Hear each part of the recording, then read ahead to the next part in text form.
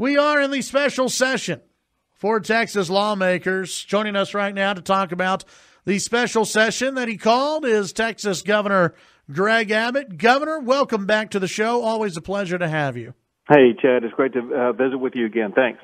Well, so far, and I know we're only about a week in to the special session, but in 30 days, time does fly.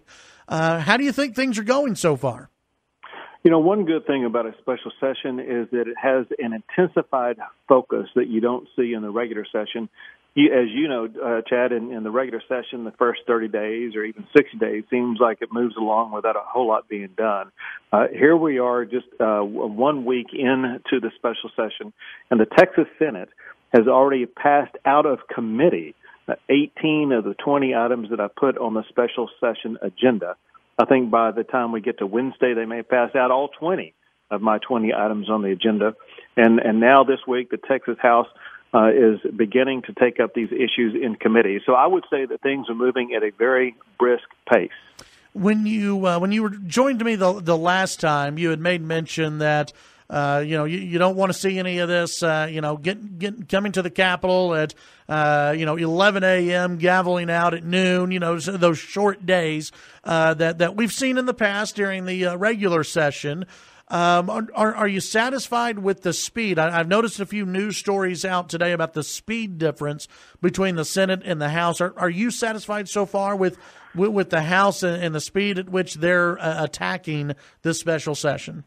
You know, I am pleased, and it is different than it was during the regular session, and they are coming with their game faces on, and they are working diligently. And in fact, I applaud them not only for addressing the items that I put on the agenda for the special session, but also coming up with some innovative solutions for them that will help us make things even better. Things such as finding better ways to increase teacher pay, finding better ways to maybe reform our school finance system in the state of Texas, finding better ways that we can begin to address what's called TRS care, which is the health care that's provided to our retired teachers in the state of Texas. And so it looks like the House is coming and working hard as the Senate has.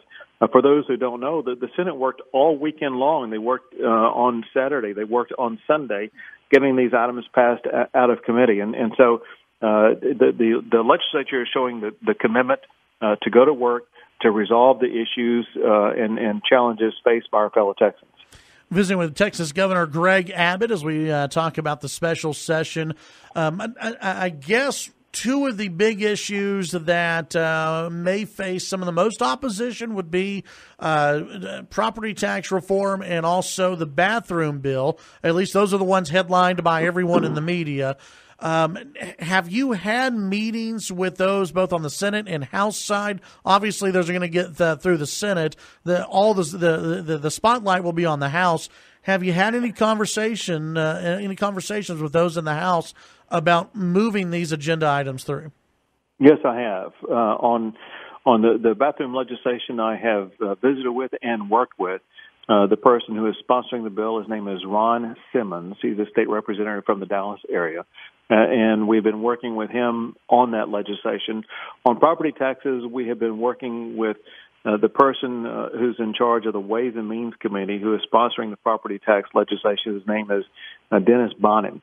And so, yes, we're working diligently with House authors and sponsors and trying to get as many co-authors and supporters for those pieces of legislation as possible.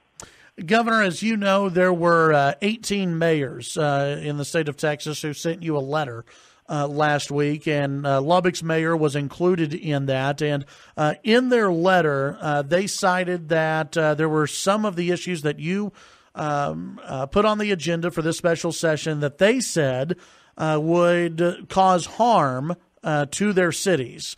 I assume they're talking about some of these local control issues, including tax reform. If the mayor is listening right now, what would you say to the mayor, and what would you say to all the mayors and all the elected officials, one about property tax reform and the other about just the local control issues and this fear that it's going to hurt these cities? Right. Well, first, The mayors did send me a letter asking to meet, and I reached out to the mayors. I know they're invited the mayor of Lubbock to come visit with me later on this week.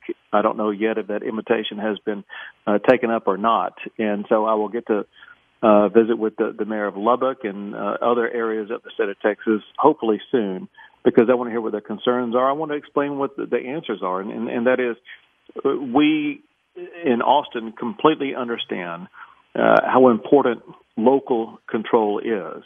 But we also understand something else, and that is the most important person in the state of Texas is the individual. It's not a city, it's not a county, it's not the state. The most important person in the state of Texas are our individual Texans, and someone has to be the guardian of their pocketbook and their freedom. And whenever we see any government, whether it be federal, state, or local government, unduly interfering with the pocketbook, with the economic liberty of individuals, or with government trying to run their lives too much, it is our job to rein that in. And so when we see individuals being taxed too much, like we are under the property tax system, and understand this, the Texas property tax system is one of the most onerous in the United States of America. And so we, as government officials at the state and at the local level, we all must be committed to one thing, and that is the people who are listening on your show right now, the individuals in Lubbock or the Panhandle or wherever they may be. They need to know that we are trying to reduce your property taxes. You know, there are some seniors in the state of Texas who are being taxed out of their homes they paid for, but yet they still are held captive to local appraisers and local taxing entities. So our goal is to provide individuals with greater economic freedom and liberty, but also regulatory freedom. Sometimes at the local level there are heavy-handed regulations that interfere with the individual liberty of people across the state of Texas, and we simply must be guardians of that liberty, which is what our Constitution was intended in the first place. Governor, one of the arguments that I've heard from folks who are against SB 2 is they say it's not property taxes are increasing because education isn't financed enough, that there isn't enough money from the state going to education, that that communities are having to pick up more of the burden. What do you say to that argument? We are addressing that issue by having the school finance system on the special session agenda, and we're coming up with some very good potential solutions for it.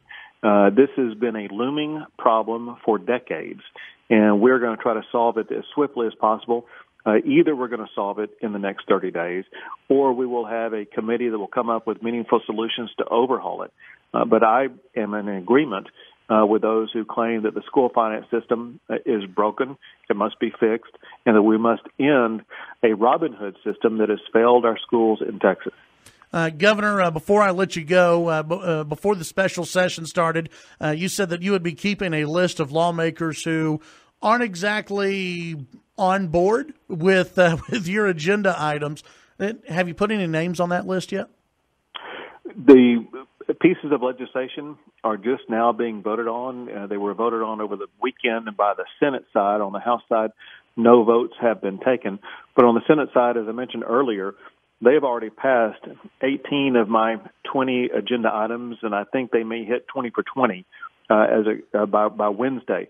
So, as an example, I will be listing at least all the senators who voted in favor of it, of all those 20 agenda items, as people who support my agenda. And I will be, in the coming week, looking to add House members who support that agenda also. Very good. Texas Governor Greg Abbott, as always, I appreciate your time today, and hopefully we'll visit again during the special session. I look forward to it, Chad. Thank you so much. Thank you, Governor. Appreciate it. That's Governor Greg Abbott here on the Chad Hasty Show, News Talk 95.1 FM, 790 AM, KFYO.